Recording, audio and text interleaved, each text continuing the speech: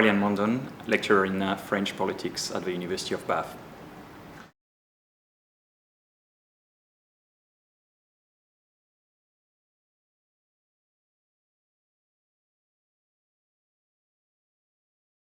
Populism is a term that is being much used at the moment, not only in academia, in forums like the ones we've had today or this weekend, but also in the media more and more. But also politicians are using it, and some of them are using it to attack other politicians, others to actually claim that they are populist, kind of proudly in a way.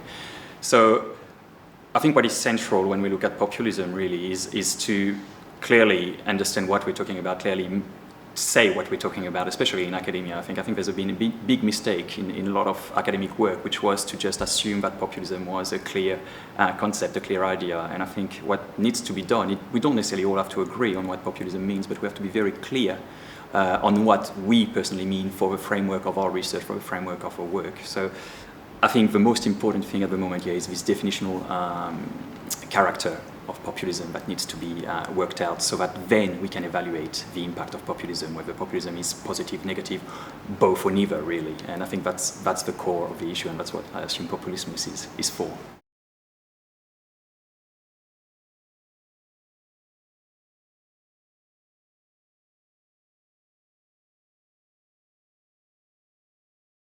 Well, I mean, I started working on populism quite early in my PhD. Something that really interested me as the Front National became to rise in the early 2000s and started to be called populist.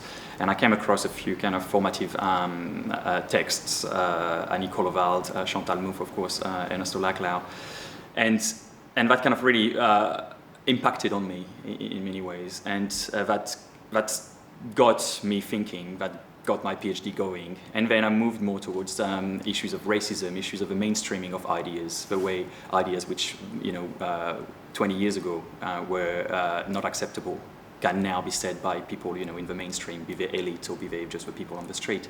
So that's what I then worked on. So I worked more towards these kind of ideas, racist, ethno-exclusivist, and so on. And recently I moved back to populism, and this move back to populism took place during, well,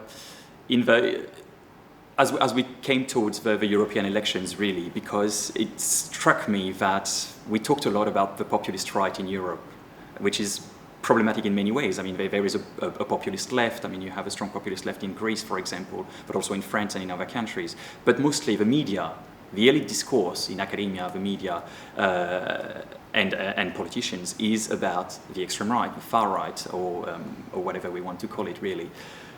And that really struck me, that there was this disproportionate coverage, this completely skewed coverage of a phenomenon which is worrying, of course, but limited, very, very limited. 10% maximum of registered voters in the UK and France. Even though they won the European elections, it's only 1 out of 10 British people who voted for UKIP. It's 1 out of 10 French people who voted for Marine Le Pen. Not a landslide, not an earthquake. And so that interested me. And as I was studying this coverage, this kind of agenda setting in a way within the media, within politician discourse and even academic discourse, the other part that really struck me was the little attention given to abstention, which made me feel that there was some sort of a skewed understanding of a crisis of democracy. Everyone agrees, I think, that there's a crisis of democracy, but people tend to see it in the extreme right, the rise of the extreme right, the far right, while actually the crisis of democracy should be located somewhere else. Yes, it's important to look at the far right, the extreme right-wing populism. It is a symptom, but a bigger symptom is actually that the fact that people refuse to even vote for the far right as an alternative. They want something different, they want something outside of the system. They don't want right-wing populism, they don't want left-wing populism within the system, they want something else. And so that's what I'm interested in, really, the way populism is used as a sort of diversion in a way from actually maybe more emancipatory type of politics.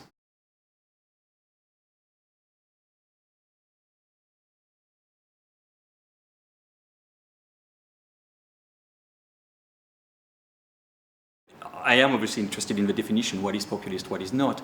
But more importantly, again, I mean, it's always going back to what has really brought me to academia in a way, is understanding the way ideas move from the margins to the mainstream, and from the mainstream to the margins, the way the power relationship are played, and the way hegemony in a way keeps itself in power, the way the people in power keep themselves in power.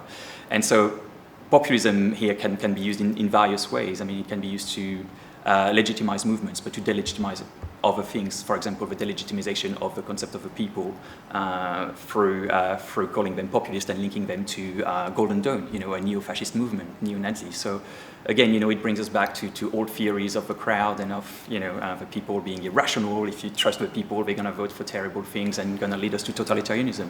Well, it's very simplistic, but that's what we get a lot in the media at the moment, in academia as well, and of course in politicians' discourse.